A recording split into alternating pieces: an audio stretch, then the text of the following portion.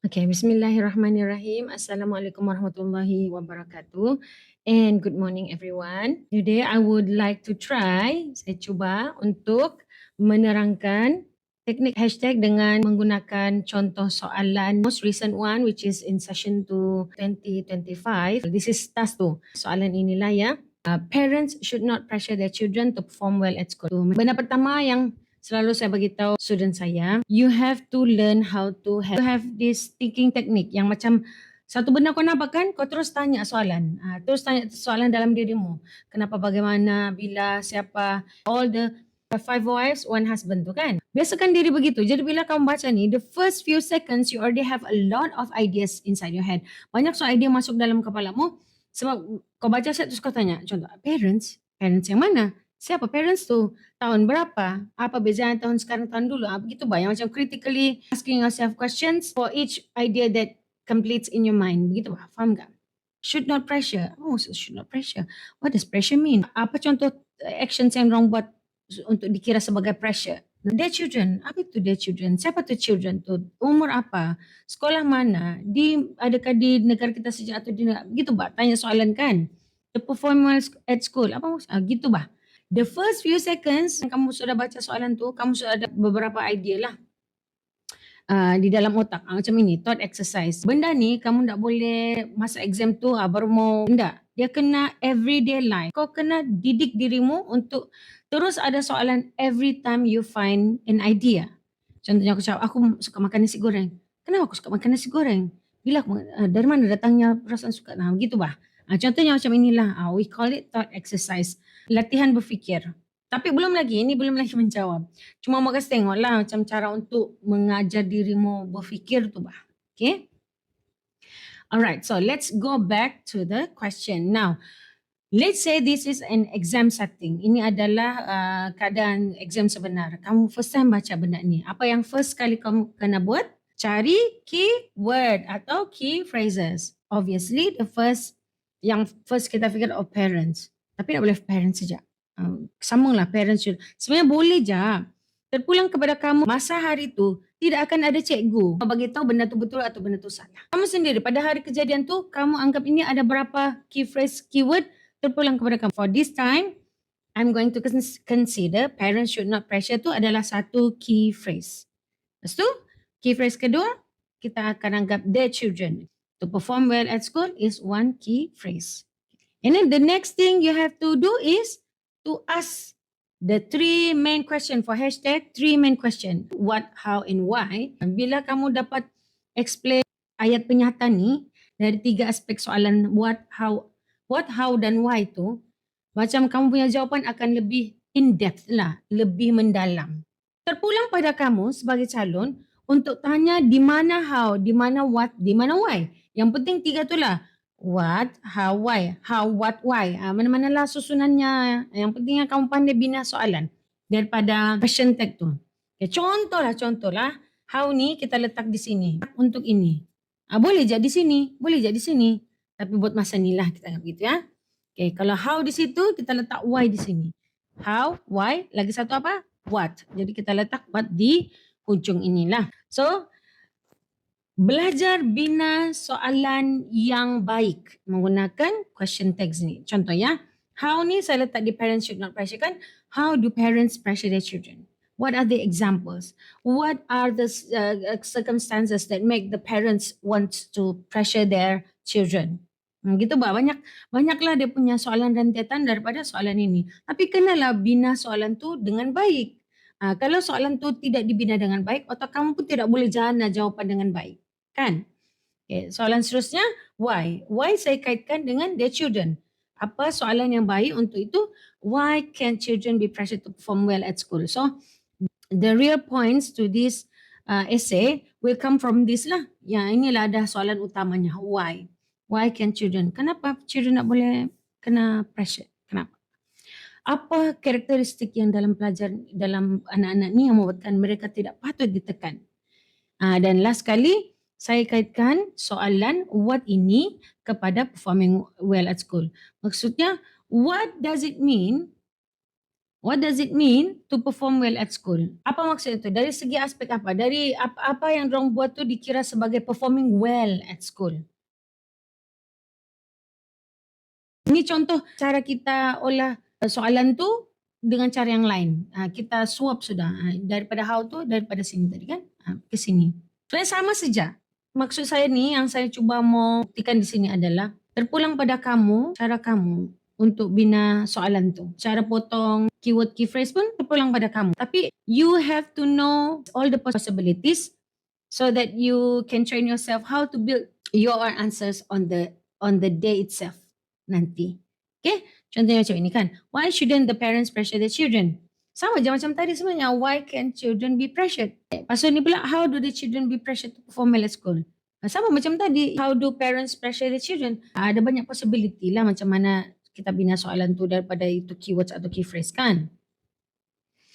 Okay, selepas kita cari keyword, kita buat soalan what, how, why tu, and then barulah kita bina hashtag. Okay, ini contoh hashtag lah. Kenapa saya panggil hashtag? Sebab ada ini 1, 2, 3 macam hashtag gitu. Pada awal bina hashtag ni kita tak tahu dulu susunan setiap satu isi ini. Kita tak tahu susunannya. Yang kita tahu jawapan kepada soalan how do parents pressure children di bawah sini, why do children cannot be pressured di bawah sini, dan what does it mean to perform well at school di bawah sini. Tapi lepas tu kita kena rearrange. Oh, ini yang ngam di sini, ini ngam dengan ini ngam dengan ini. Kita rearrange dia. Selepas kita sudah brainstorm tu. Kamu susun ini duluan. Okay. Perenggan kedua nanti teacher, isi pertama saya mau cakap pasal dorang nanti ada mental health issues. Lepas tu nanti dorang salah faham, dorang terlampau mau dapat A sampai dorang sanggup meniru. Jadi itu dishonest. Ataupun dorang ni kena tekan-tekan oleh ibu bapa dorang sampai dorang pun macam, tidak sayanglah sudah ibu bapa ko. Di sini, tidak percayalah sudah aku sama bapa aku balik, aku tidak disayang bila aku tidak dapat A. Gitu. Sudah aku dapat ini, baru kau fikir, oh yang mana yang berkait, yang mana berkait. Lepas tu ini sebenarnya yang sebelah sini ni, what does it mean for children to perform well at school? Kau boleh je guna mana-mana siap susunan. Yang pentingnya kau boleh kaitkan. Sama macam tadi tu. Apa tujuannya ada hashtag ni? Bila kamu nulis, when you are writing your paragraph, you will know, oh nanti perenggan kedua aku akan cakap pasal ini. Cakap pasal ini. Ini, aku pernah kaitkan dari ini, pergi sini, kaitkan pergi sini, kaitkan ini, di sini, gitu bah. Isi pertama perenggan kedua, aku kena kaitkan parents ni banyak kelas tambahan. Sampai anak-anak tu dah masa untuk rehat. Anak-anak ni perlu masa rehat untuk diorang kasih release pressure kan. Bila tidak ada, diorang jadi emotionally unwell.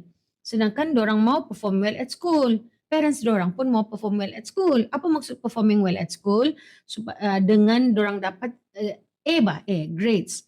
Flying colors all the time. Itulah diorang disuruh pergi extra class. Tengok berkait kan, dia berkait. Satu panjang ni akan jadi point 1 paragraph 2. Paragraph first kan introduction. Yang ini pula isi kedua perenggan ketiga. Yang ini pula isi ketiga perenggan keempat. Nanti ada penutup. Supaya kan masa kamu tengah menulis tu kamu tahu sudah. Aku mau kaitkan dengan ini. Aku kan kau tidak akan blank bah. Kau tahu macam mana kau punya jalanan dalam satu perenggan tu. Oh, aku belum sampai lagi sini. Macam kiranya dari sandakan kau pergi tawau. Kau mesti lalulah hadat tu. Gitu bah. Kau tidak akan skip lah hadat tu. Kau mesti, memang dok kanan skip pun mana jalan lain kan. So, ada ini adalah so that you will save time. You will know your focus. Okay. Contohlah pada hari kejadian, teacher saya rasa macam 4 keyword. Boleh banyak, boleh saja. Dalam otakmu macam this makes more sense than the previous one. That day itself bah, kita tak tahu kan soalan tu macam mana. 1, 2, 3, 4. 4 keyword, key phrase. Boleh. Jadi tengok macam mana dia jadi hashtagnya. Jadilah hashtagnya ni, tak berapa lah hashtag, terlebih hashtagnya. Nah, terlebih 1. Boleh siap dilayan kau je. Jadi tambah 1 sini, apakah jenis parents itu yang membuatkan diorang pressure diorang punya anak? Bukan sembarangan manusia ini yang boleh menekankan anak-anak diorang jadi hebat di sekolah. Tidak. Mana tahu diorang ni perfectionist. Mana tahu dorang ni pun bekas kena abuse, verbally abuse kan masa kecil, jadi dorang pun buat juga benda yang sama-sama anak dorang. Atau kan adakah dorang ni egocentric, tidak boleh empathize dengan anak-anak dorang. Nah, kalau kau boleh kait masuk dalam kau punya perenggan itu, dapatlah kau satu perenggan di sini, satu lagi perenggan di sini, satu lagi perenggan di sini. Lagi banyak benda untuk kau cakap. Kau punya isi itu lagi berkembang. Nah, gitu. Lagi mendalam isu itu kau bincangkan. Gitu.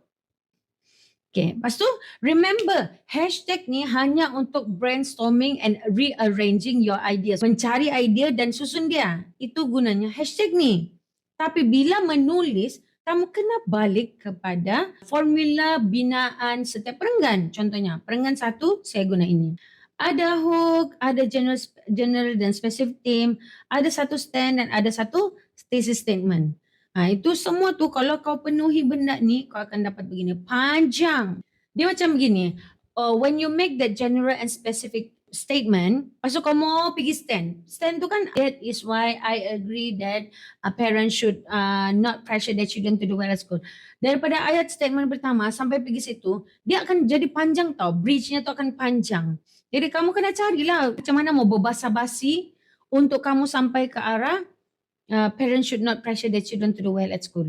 Jangan lupa belajar macam mana mau buat thesis statement. Thesis statement tu berkaitlah dengan hashtag tadi. Contohlah kan, ini kau punya hashtag. Lepas tu kau mau guna ini sebagai kau punya thesis statement. Ini adalah point 1, ini adalah point 2, ini adalah point 3. Kau sudah stand mo kan? That is why I agree that students should not be pressured to perform well at school. Titik. Itu dia punya stand. This is because of the pressure, children might be emotionally and mentally unwell, dishonest and distrustful. Itu kau punya thesis statement. Itulah tujuan, salah satu lagi tujuan untuk buat hashtag sebelum kamu menulis. Perlu ada thesis statement itu, yang ini. Okay, itu untuk introduction. Untuk paragraph 2, paragraph 3, paragraph 4, still uses the formula TEE 3E. Maksud L. Topik sentence masih sama, mesti ada penanda wacana, mesti ada elaboration, example, explanation. Satulah yang saya rasakan, ramai pelajar yang tidak faham. Dia bukan semestinya, okay, so ada TEEEL kan, 5 benda. Jadi 5 ayat, saya tu teacher. Enggak, Jo. 1 ayat sini, 1 ayat sini. Okay, 2 ayat. Pas yang 3 ni, banyak ayat. Mungkin ada 2 example. Mungkin ada 3 ayat elaboration, pasti ada 3 pula ayat lagi explanation. How many lah? As many sentences as you need to bridge the T to the L. Daripada topik sentence mau pergi link, macam mana kau mau kasih jejambat dia tu, tak kisahlah berapa banyak berapa banyak ayat tu, itulah yang kau perlu ada.